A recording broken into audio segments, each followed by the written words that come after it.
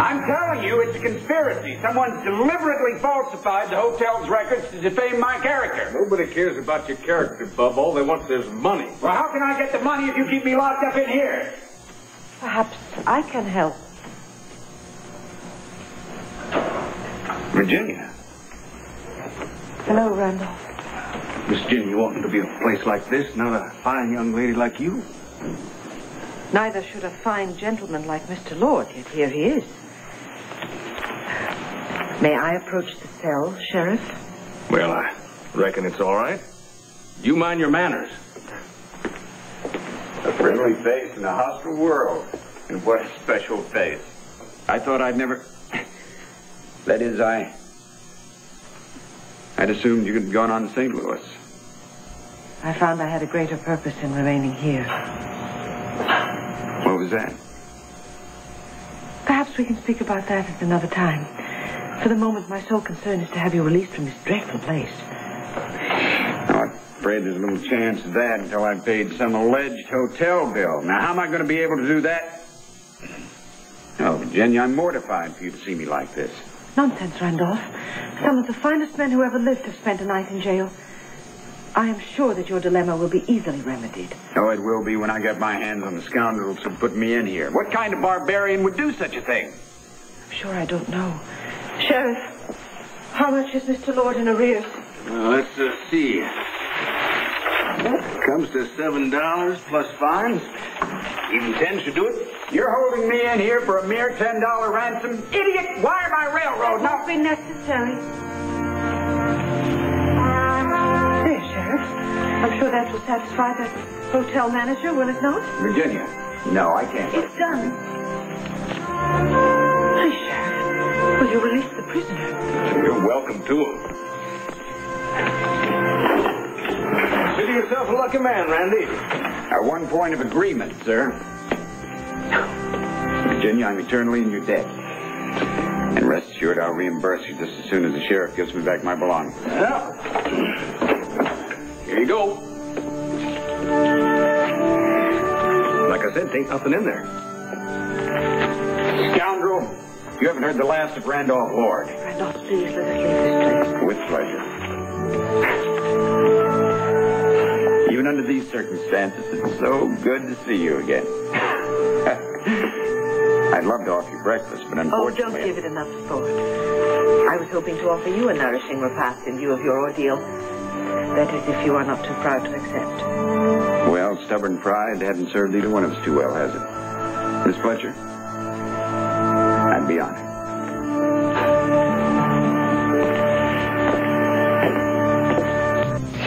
I'm sorry, it isn't exactly the Ritz. Don't apologize. What it lacks in charm, it makes up for in company. Hello, Miss Jenny. Howdy, Randy. If only that so-called sheriff would make himself scarce, I've seen enough of him to last me a lifetime. Blaze wanted to fix a special meal for us here at her place, but if you would prefer to go to the restaurant at the hotel... I wouldn't change this place by this moment for the finest restaurant in San Francisco. You always did know the right thing to say. Well, perhaps that's because you always brought out the best in me. Compliments of Mrs. Blaze Buchanan, folks. Thank you, Jesse. Nothing's too good for Miss Ginny Fletcher. Well, you've made quite a place for yourself here, Jenny. Yes. I realize that some of the people may seem a bit crude at times, but they are truly decent and caring. Well, it must be your influence. Oh, I wouldn't say that. No, you wouldn't. You're still as modest as ever. In some ways. But I have changed a good deal since my San Francisco days. Well, I suppose we've all changed. Then again, some things never change. No matter the time or the distance. Please don't neglect your food, Randolph. I realize it's simple fare, but Blaze prepares a very fine breakfast. Now, why are you trying to change the subject? I'm not. I just know that you must be very hungry after your long night in jail. Please don't let me stop you. I'll confess, I didn't accept your invitation just for the food.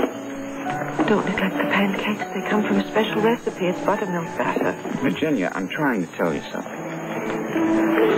I pretended not to care. I made every attempt to forget you. I even became engaged to a woman I didn't love. Oh, you do not have to say that. You used to talk about things like divine providence. I was always a skeptic. Particularly after you refused to see me again in San Francisco. I do hope you will allow me to explain. No, there's no explanations required. Our meeting here in this dusty cattle town has convinced me more than any inspirational words ever could. Surely it's a providence that you were here to come to my rescue. Oh, Randolph, please do not make too much of my gesture. It was only $10. That was more than that to me. Much more.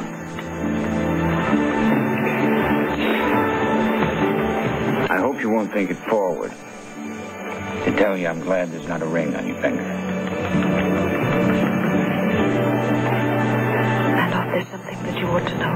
I know all I need to know. A kind of fate kept us apart, and now it's brought you back to me. No, it was not fate. It was all a scheme. It was a calculated plan that simply cannot go on. Ginny, what are you talking about? Randolph, I am so sorry. You may hate me, and I would not blame you if you did. But this cannot go on. It's all a lie. I must tell you.